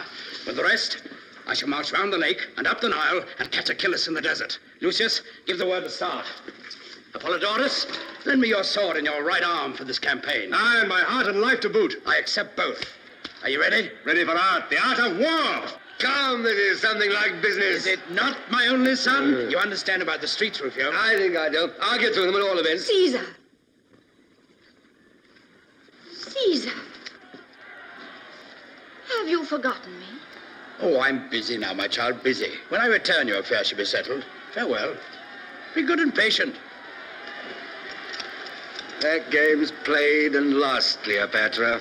And the woman always gets the worst of it. Go follow your master. A word first.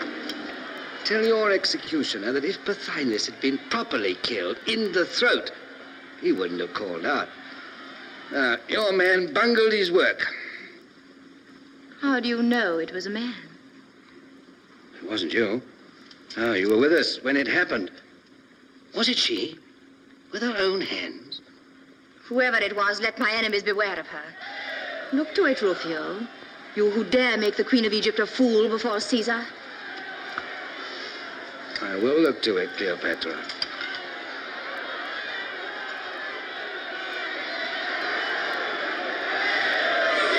Let's teach these Egyptians how to fight and how to run. Eh? And then, home to Rome!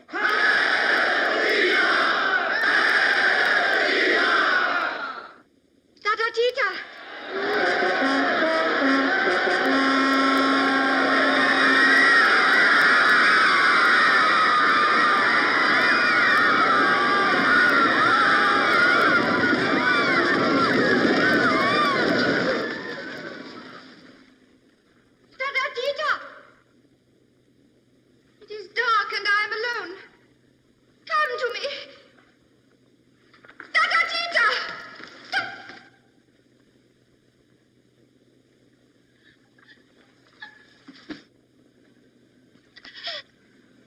The queen looks again on the face of her servant.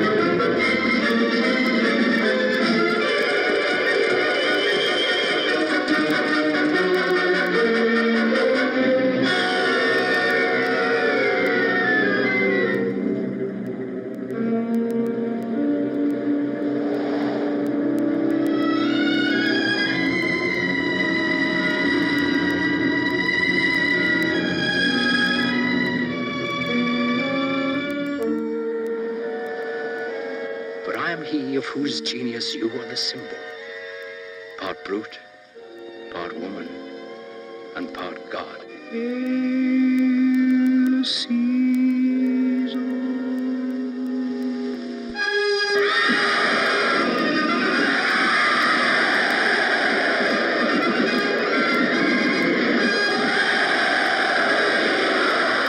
he comes.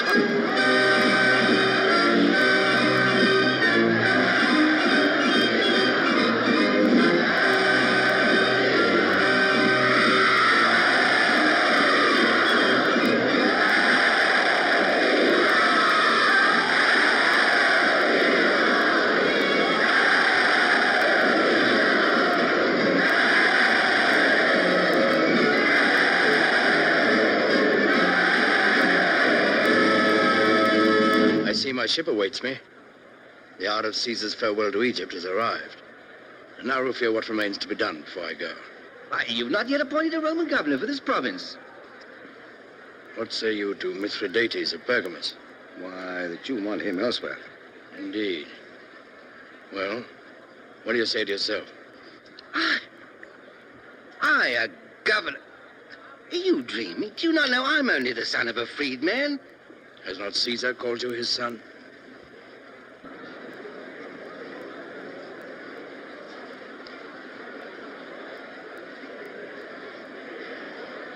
Peace a while there and hear me. Hear the service, quality, rank, and name of the Roman governor. By service, Caesar's shield. By quality, Caesar's friend. By rank, a Roman soldier. By name, Rufio.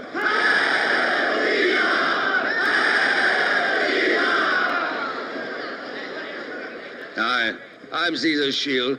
But what use will I be when I'm no longer on Caesar's arm?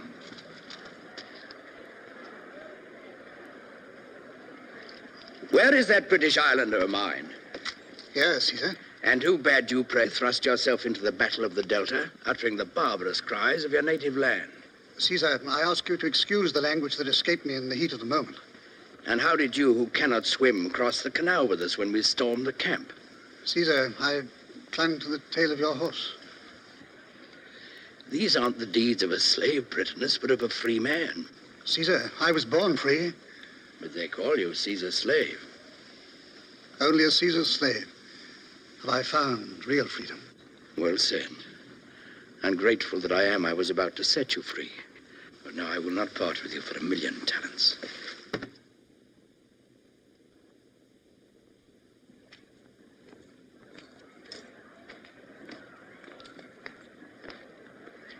That Roman knows how to make men serve him.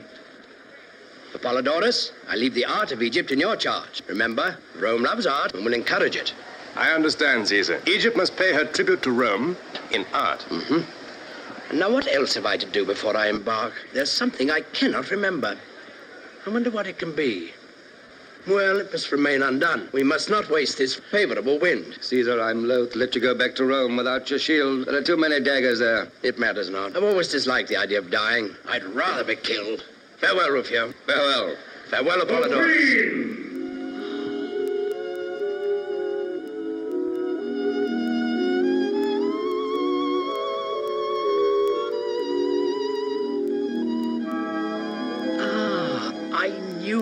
Something. How could you let me forget her, Rufio?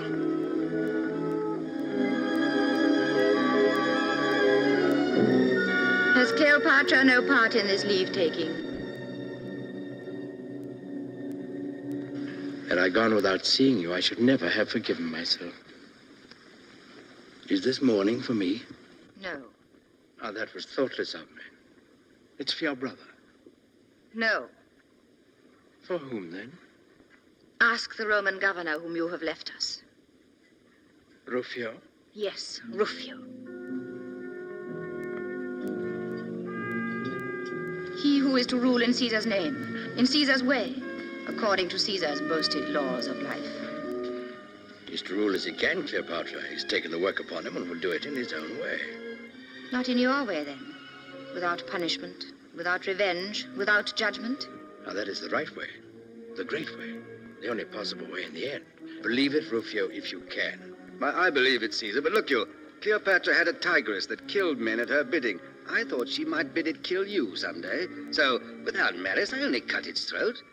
That's why Cleopatra comes to you in mourning. He has shed the blood of my servant Patatita. Upon your head be it, Caesar, as upon his, if you hold him free of it. On my head be it, then. But it was well done, Rufio. Come, don't be angry with me. I'm sorry for that poor Tita. Ah, you're laughing. Does that mean reconciliation? No, no, no. Only it is so ridiculous to hear you call her Tota Tita. As much a child as ever, Cleopatra. Haven't I made a woman of you after all? Oh, it is you who are a great baby. You make me seem silly because you will not behave seriously. But you have treated me badly, and I do not forgive you. Bid me farewell. I will not. I will send you a beautiful present from Rome. Beauty from Rome to Egypt, indeed.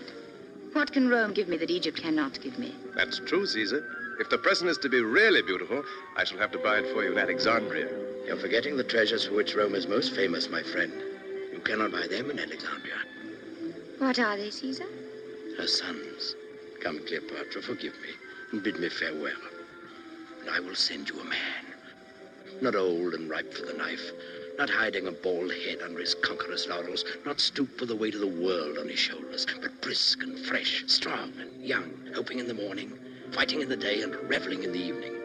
Will you take such an one in exchange for Caesar? His name? His name? Shall it be Mark Antony? You're a bad hand at a bargain, mistress, if you'll swap Caesar for Antony. So now you're satisfied? You will not forget. I will not forget. Farewell. I do not think we shall meet again.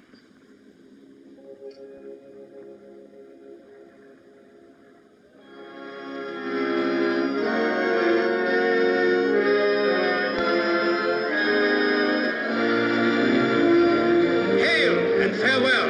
Hail, Caesar, and farewell.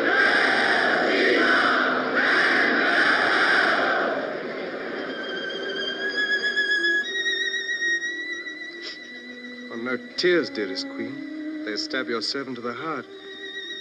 He will return someday. I hope not. But I can't help crying. Just the same.